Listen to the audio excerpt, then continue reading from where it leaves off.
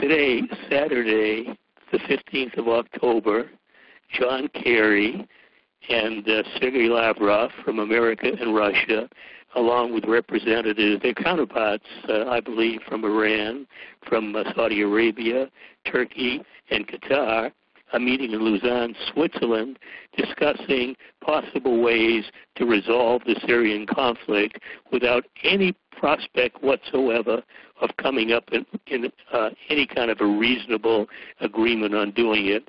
The issue is America wants war, it wants regime change, it wants the Assad government removed, it wants a puppet government America controls replacing it.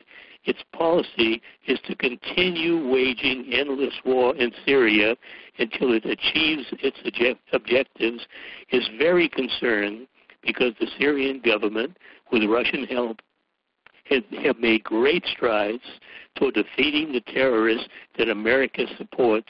And I would emphasize there is no such thing as moderate rebels, quote unquote, in Syria.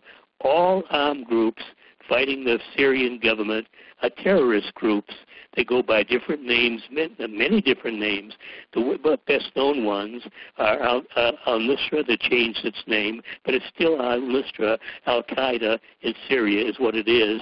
ISIS, of course. Several other groups, some of them large, many smaller groups. Some of them have completely changed and dropped out of the conflict altogether. But the legitimate opposition in Syria is nonviolent. They are not engaged in a war against the Syrian government.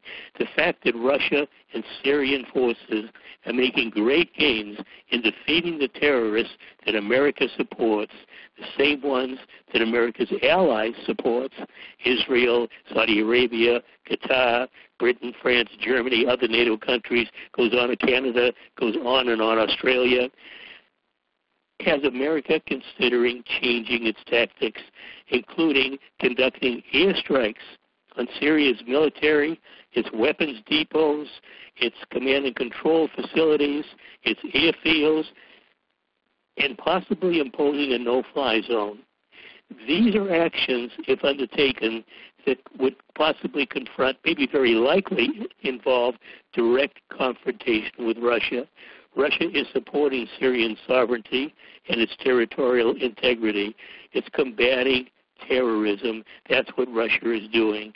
It's concerned about if you don't defeat it in Syria or defeat it abroad, it'll spread to Russia's heartland, and Russia would much rather confront it abroad than confront it at home.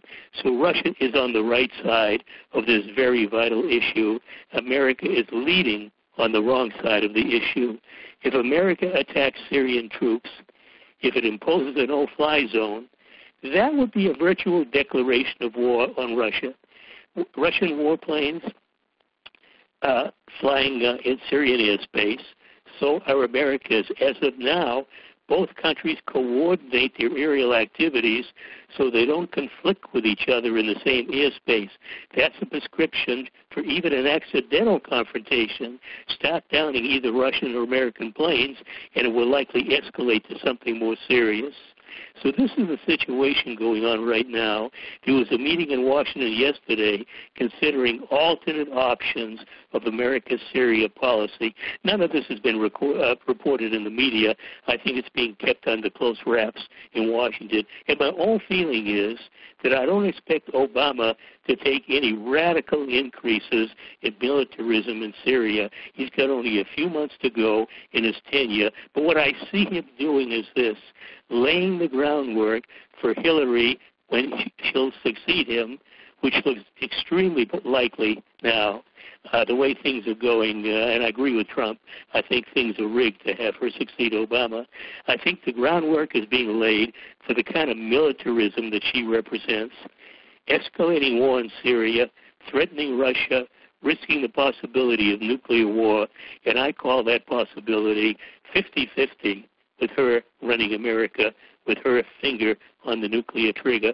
Syria is the world's #1 hotspot.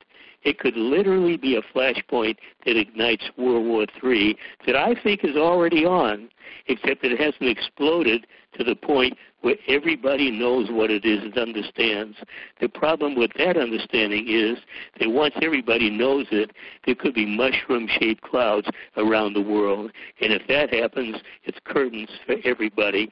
Somehow, some way, containing Syria and keeping it from exploding into a greater conflict is essential, because if it's not, we're facing something much, much more serious.